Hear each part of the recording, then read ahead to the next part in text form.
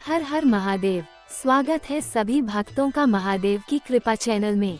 भक्तों, ये कथा है सत्यनारायण नामक एक भक्त की, जो पितृपक्ष में अपने पितरों की सेवा और श्रद्धा के लिए प्रसिद्ध था। सत्यनारायण एक साधारण गांव में रहता था, लेकिन उसका मन भक्ति और श्रद्धा से भरा हुआ था। उसके लिए जीवन का सर्वोच्च उद्देश्य था अपने पूर्वजों की पूजा करना और उन्हें संतुष्ट करना। पितृपक्ष का महीना आते ही सत्यनारायण का हृदय आनंदित हो जाता। वो रोज सुबह गंगाजल से स्नान करता, घर की साफ सफाई करता और पितरों के लिए पिंडदान और तर्पण की तैयारी करता।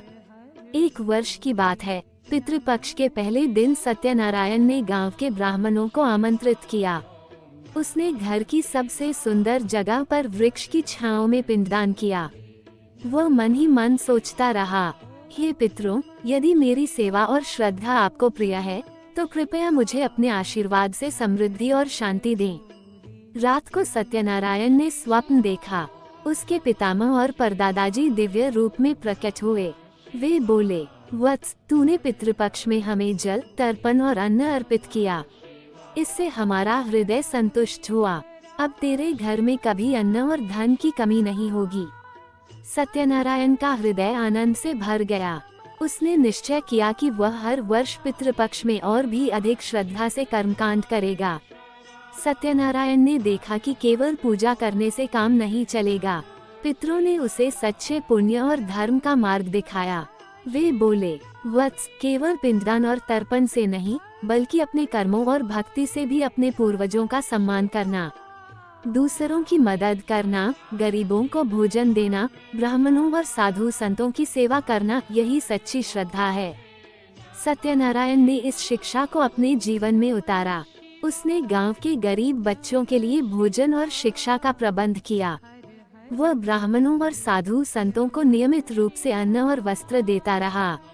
गांव के लोग कहते थे, सत्यनारायण का घर पितरों और महादेव की कृपा से हमेशा समृद्ध और शांत रहता है।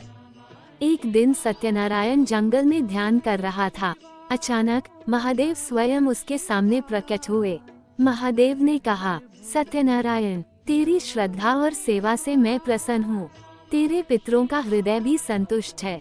तूने केवल कर्म किए, अहंकार नहीं किया। यही सच्ची भक्ति है। सत्यनारायण ने नम्रता से प्रणाम किया और कहा, भोलेनाथ, कृपया हमें हमेशा आपके आशीर्वाद में रखें और हमारे पूर्वजों की कृपा भी बनी रहे। महादेव ने मुस्कुराते हुए कहा, वत्स, जो भक्त अपने पितरों और पूर्वजों की सेवा करता है, उसका जीवन सुख, समृद्धि और शांति से भर जाता है। उस दिन के बाद सत्यनारायण का जीवन और भी उज्जवल हो गया। उसने हर वर्ष पितृपक्ष में पूजा, पिंडदान और तर्पण को अपने जीवन का अनिवार्य हिस्सा बना लिया। गांव के लोग भी उसकी भक्ति और सेवा देखकर प्रेरित हुए और अपने पितरों की पूजा को अपने जीवन का हिस्सा बना लिया। इस प्रकार पितृपक्ष में पितरों की सेवा से सत्यनारायण को समृद्धि, शांति और महादेव का आशीर्वाद प्राप्त हुआ। अगर सत्यनारायण की ये कथा आपको थोड़ी सी भी अच्छी लगी है तो कमेंट में हर हर महादेव जय हो पितर देवताओं की जरूर लिखें, लाइक करें, शेयर करें। आप सभी पर महादेव और पितृ देवताओं की कृपा बनी रहे। हर हर महादेव।